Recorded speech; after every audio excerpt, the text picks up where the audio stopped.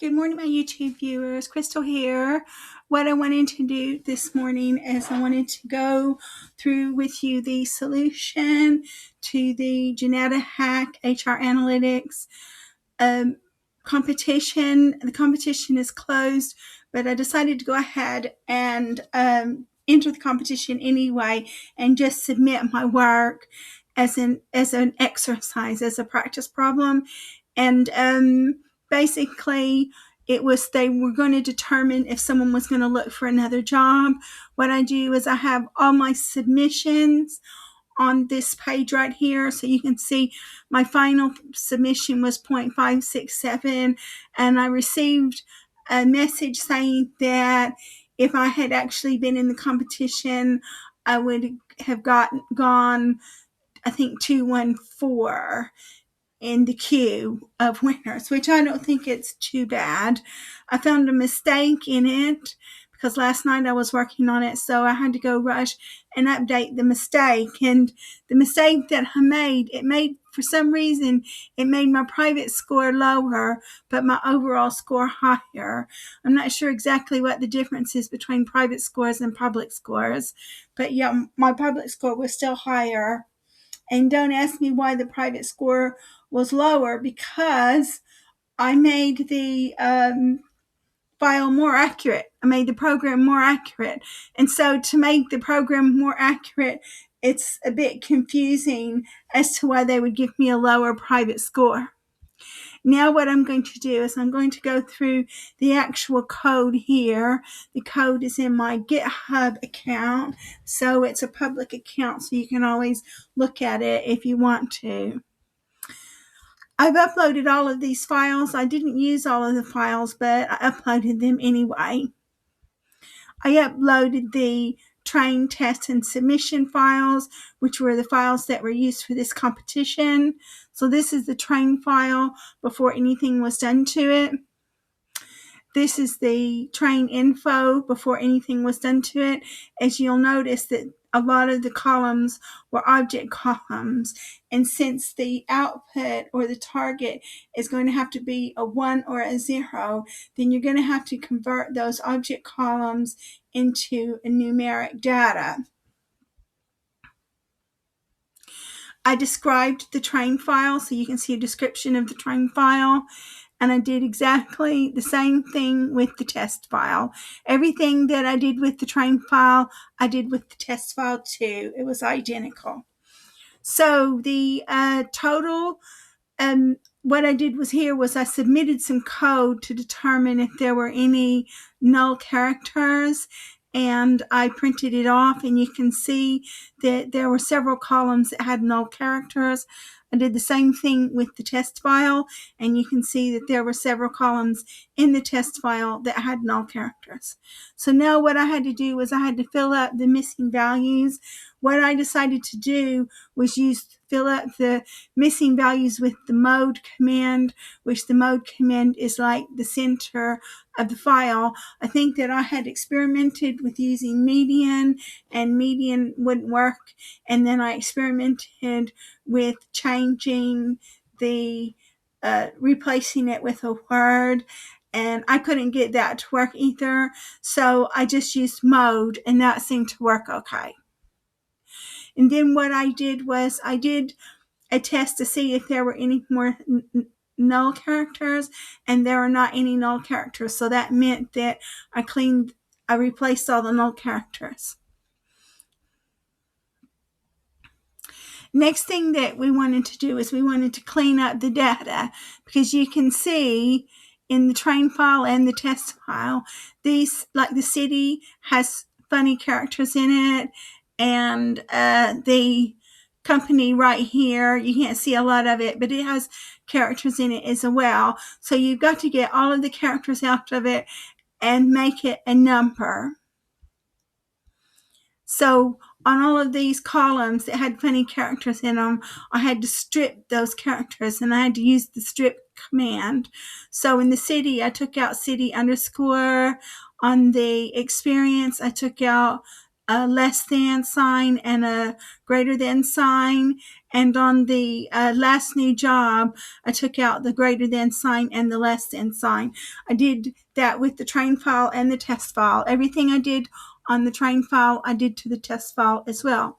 So now you can see the city just has a number on it. It doesn't have any funny characters. And I think the experience doesn't have any more funny characters either.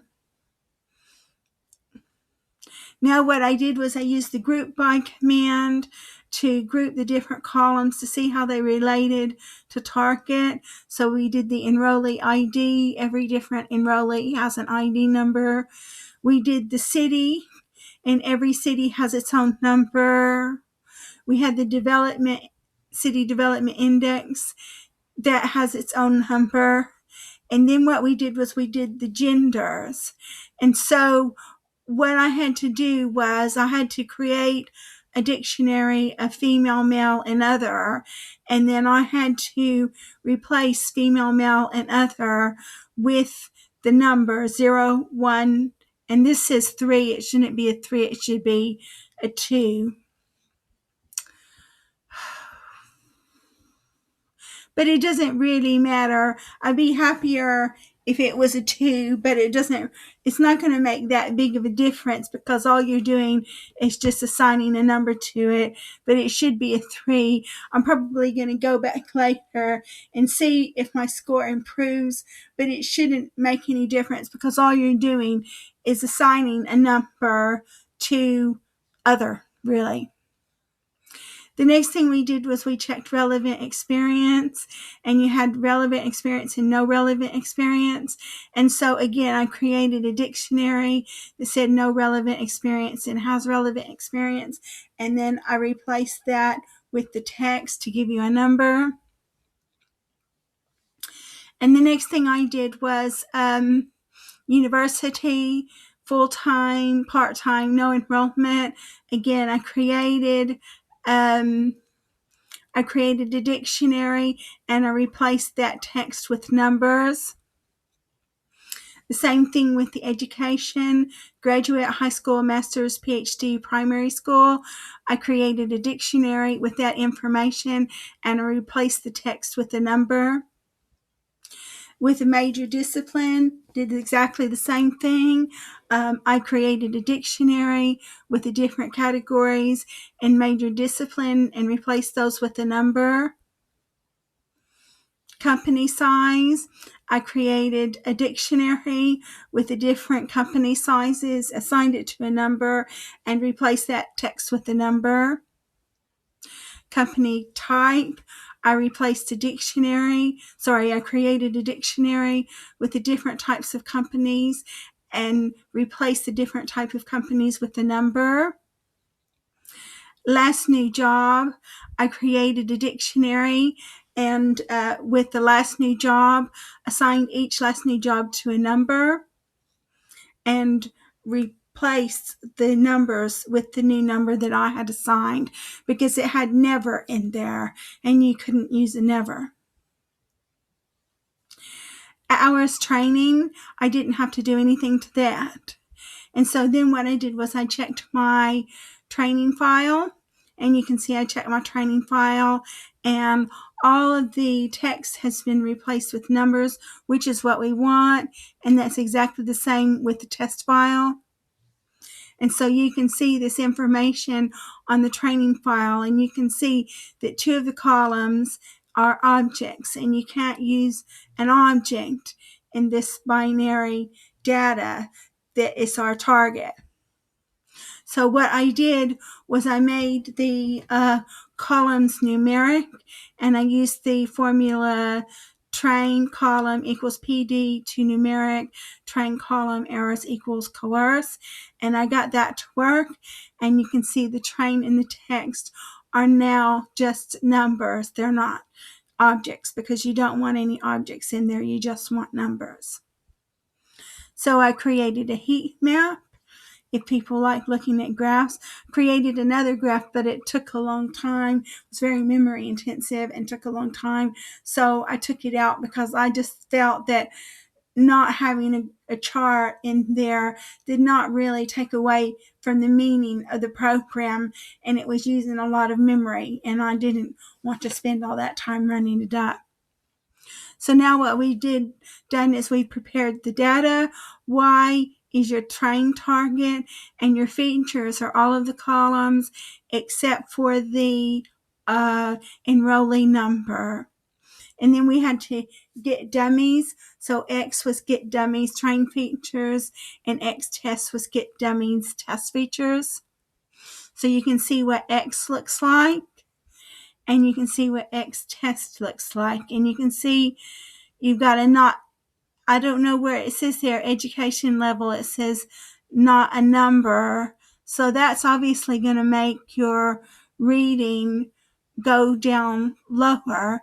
So if we come over here to education level,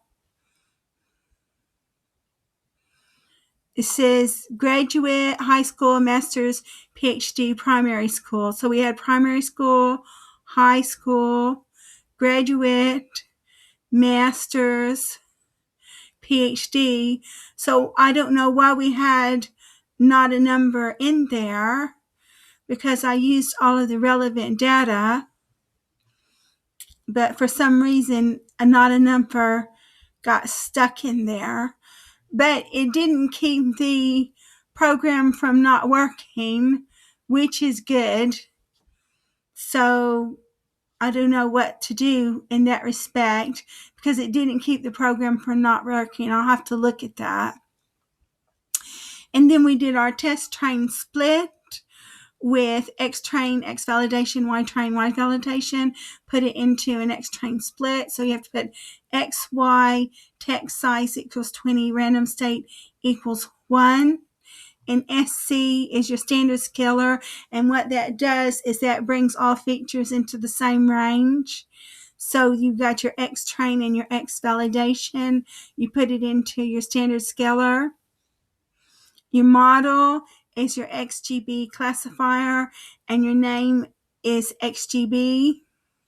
Then we use this K-fold equals stratified K-fold, and we do our CV results. And then what we do is we print out our results. So XGB was 0.86 because I decided that I wanted to use just XGB in this computer program, because XGB does better if you tune it. Does slightly better than SVM. So then what we did was we made our predictions on the validation set, and we printed off our AUC file. And the reason why is because this program it's scored on AUC and RUC. So we printed our RUC, and then we calculated our predictions, which was X test, which was the test file. And so we made the output file was enrollee ID and target. We made it into my submission CSV file, and we uploaded our submissions. So as you can see, this solution has a few little bugs in it that I'm going to have to go research, but it did work, even though there was an NaN even though there was not a number character in the file, it did work. So I'm going to have to go through and see where there are any more not a number characters, and I'm going to go through and make a few little adjustments to the file. But this is a solution to the file. It's a good solution to the file. I was about 214 if I had entered the competition, which is a good rank. So this is a good algorithm to use, even though there were a few minor adjustments to make. So let me know what you think about my computer program. If you like my computer program, please like, share, and subscribe to my channel.